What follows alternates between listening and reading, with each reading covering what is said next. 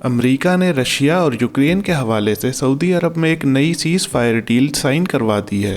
ये एग्रीमेंट, जो अभी इनिशियल स्टेजेस में है, अमेरिकन डिप्लोमेट्स और रशिया और यूक्रेन के डेलीगेशंस के बीच मुज़ाकरात के बाद हुआ। इस डील की दिलचस्प बात यह है कि रशिया और यूक्रेन का डायरेक्ट आमना सामना नहीं हुआ, फिर भी अमेरिका ने इस पर एग्रीमेंट करवा लिया। जबकि दूसरी दिलचस्प बात सऊदी अरब का एक इम्पोर्टेंट प्लेयर की हैसियत से सामने आना है, जो कि एक न्यूट्रल ग्राउंड बन गया है जहां दुनिया के सबसे बड़े कॉन्फ्लिक्ट्स में से एक की डी एस्केलेशन शुरू हो सकती है। ऑफिशियल अमेरिकन और रशियन स्टेटमेंट्स के मुताबिक दोनों पार्टीज ने ब्लैक सी में सेफ नेविगेशन को इंश्योर करने, कमर्शियल वेसल्स का मिलिट्री यूज खत्म करने और रशिया और यूक्रेन दोनों में क्रिटिकल एनर्जी इंफ्रास्ट्रक्चर पर अटैक्स रोकने पर इत्तेफाक किया है। मगर रशिया ने साथ ही एक बड़ी शर्त भी रख दी है, और वो है सैंक्शंस का उठना, खासकर उन सैंक्शंस का जो इसके एग्रीकल्चरल और फर्टिलाइजर एक्सपोर्ट्स को टारगेट करते हैं। रशिया की ये भी डिमांड है कि स्विफ्ट तक एक्सेस रीस्टोर किया जाए और शिपिंग और इंश्योरेंस रिस्ट्रिक्शंस हटाई जाएं, इससे पहले कि ये डील आगे बढ़ सके।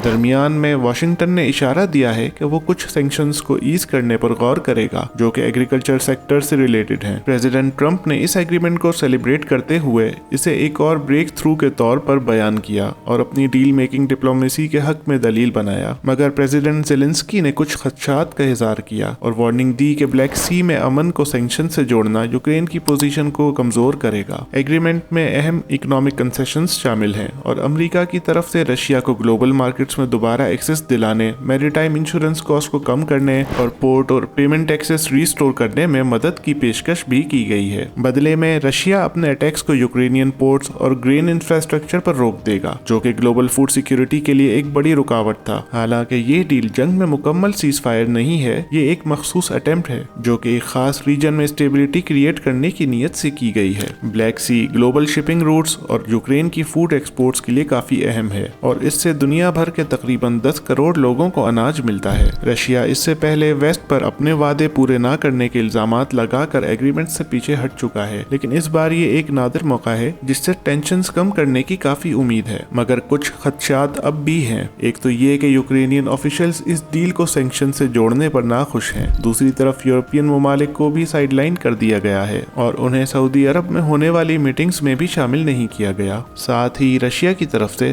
ज़पोरिज़िया न्यूक्लियर पावर प्लांट पर कंट्रोल रखने और उन इलाकों की रिकॉग्निशन की डिमांड भी शामिल है जिन पर वो कब्जा कर चुका है। दूसरी तरफ यूक्रेन अपनी नेटो से मुतालिक सरगर्मियों और खुद मुख्तारी पर जोर दे रहा है। दरमियान में दोनों तरफ से एक दूसरे पर मिलिट्री स्ट्राइक्स भी चल रही हैं और मुसलसल स्कूल्स, हॉस्पिटल्स और रेजिडेंशियल एरियाज को भी निशाना बनाया जा रहा है। लेकिन फिर भी इन मुज़ाकरात से जो मोमेंटम मिला है उसको इग्नोर नहीं किया जा सकता और काफी उम्मीद है कि जल्द ही ये मजीद अमन की राह हमवार करेगा।